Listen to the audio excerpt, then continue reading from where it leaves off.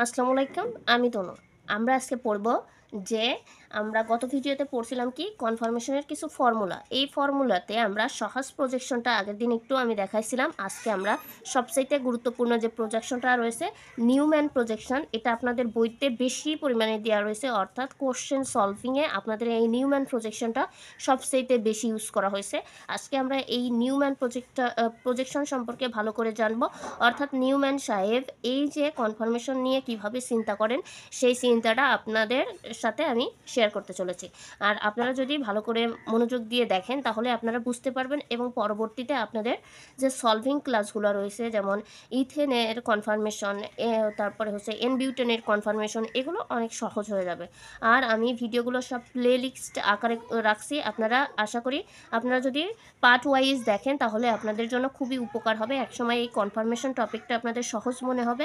আর second ইয়ারে উঠে যে স্টেরিও রসায়ন যে জিনিসটা রয়েছে এই জিনিসটাও আপনাদের জন্য অনেক ভালো হবে আমি আশা করছি। তাহলে চলেন আমরা নিউম্যান প্রজেকশন সম্পর্কে জানি এবং নিউম্যান সাহেব কীভাবে চিন্তা করছেন এটা আমরা একটু জেনে আসি। তাহলে চলেন, এই যে আমি চিত্র এঁকে রাখছি হচ্ছে নিউম্যান প্রজেকশনে, ঠিক আছে।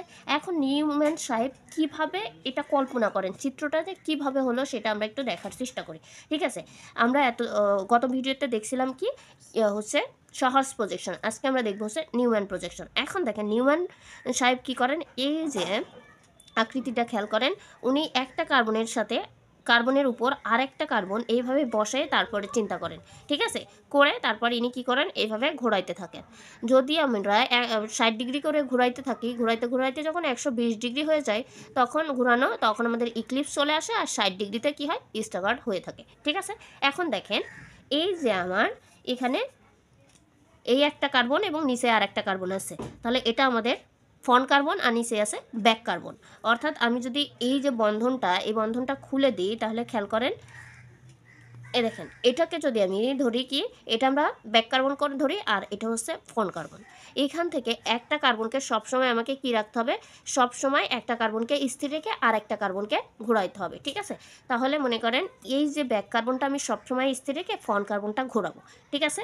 এখন দেখেন এই যে অবস্থা, আমরা যে ইক্লিপসড অবস্থাটা পড়ি, এই ইক্লিপসড অবস্থাটা যখন আমরা না ঘুরাই এইভাবে রেখে দিই একটা কার্বনের উপর আর একটা কার্বন, তখন যে অবস্থার সৃষ্টি হয়েছে দেখেন এখানে। তো আমরা এটা এনবিউটেনের হচ্ছে গঠনটা আমি হচ্ছে বানাইছিলাম, ঠিক আছে। সেক্ষেত্রে এটা মিথাইলমূলক, এই মিথাইলমূলক কাছাকাছি আছে, আর এই হাইড্রোজেনগুলো সব কাছাকাছি, অর্থাৎ 0 ডিগ্রি অ্যাঙ্গেলে আছে, এর চেয়ে কাছাকাছি আর হয় না। এই অবস্থাকে আমরা কি বলে থাকি, এটাকে আমরা বলে থাকি হচ্ছে ইক্লিপস কনফার্মেশন। এই ইক্লিপস কনফার্মেশনে আমি কিন্তু এখনও ঘুরাইনি, তাও কি অবস্থায় রয়েছে, এটা আমাদের ইক্লিপসড অবস্থানে রয়েছে। আর আবার যদি ইক্লিপসড এইভাবেই হবে না, আমি যদি 120 ডিগ্রি অ্যাঙ্গেলে ঘুরাই দিই তাহলে এগুলো, অর্থাৎ ব্যাক কার্বনকে রেখে ফ্রন্ট কার্বন যদি 120 ডিগ্রি অ্যাঙ্গেলে ঘুরাই তাহলে আমাদের এইভাবে আবার কি তৈরি হবে, ইক্লিপস তৈরি হবে। কিন্তু হ্যাঁ, এইভাবে ঘুরাইতে হবে, 120 ডিগ্রি অ্যাঙ্গেলে ঘুরাইলে এইভাবে কি হবে, ইক্লিপস তৈরি হবে। আর যদি আমি দেখেন এই হলুদটার জায়গায়, হলুদটা আসছে আমাদের 360 ডিগ্রি অ্যাঙ্গেল ঘুরানো লাগছে, অর্থাৎ 3বার ঘোরানো লাগছে 120 ডিগ্রি করে, তাহলে 360 ডিগ্রি হচ্ছে, এটাকে পূর্ণ এক্লিপস বলে। আর 120 ডিগ্রি অ্যাঙ্গেলে এইভাবে যদি ঘুরাইতে থাকে তখন আমরা এটাকে বলে থাকি আংশিক ইক্লিপস। আশা করি এই জায়গাটা আপনারা বুঝছেন যে নিউম্যান সাহেব কীভাবে এটা কল্পনা করেন, ঠিক আছে। এবার আমরা পড়ব যে ইক্লিপসটা পড়া হয়ে গেল, স্টাগারটা পড়বো। তাহলে স্টাগারটা ওই সেম প্রক্রিয়া, একটা হচ্ছে ব্যাক কার্বন, এটা হচ্ছে নিচের ওইটা ব্যাক কার্বন, আর উপরে এই সবুজ কালি দিয়ে যেটা হচ্ছে স্যার ফ্রন্ট কার্বন। তাহলে এইভাবে আমি এখানে রাখলাম, ঠিক আছে। দেখেন এইভাবে রাখলাম, রাখার পরে আরেকটা কার্বনকে এইভাবে বসাইলাম, ঠিক আছে। এই যে বসাইলাম, বসানোর পরে আমরা স্টাগার বলতে কি পড়ে আসছি, 60 ডিগ্রি অ্যাঙ্গেলে ঘুরাইতে হবে। তাহলে 60 ডিগ্রি অ্যাঙ্গেলে যদি ঘুরাই, দেখেন তো চিত্র কি কেমন হয়, এমন হয় না, দেখেন তো সব জায়গাটা দেখেন এমন হয় না চিত্রটা। তাহলে এইরকমভাবে উনি চিন্তা করেন, 60 ডিগ্রি অ্যাঙ্গেলে ঘোরাইছেন, তিনি আবার 60 ডিগ্রি অ্যাঙ্গেলে ঘোরাইলে কিন্তু ইক্লিপসড হবে, ঠিক আছে। আবার যদি 60 ডিগ্রি ঘোরায় তাহলে কি হবে, এটা আমাদের স্টাগার্ড হবে। অর্থাৎ স্টাগার্ডের চিত্রটাও আশা করি আপনারা বুঝছেন।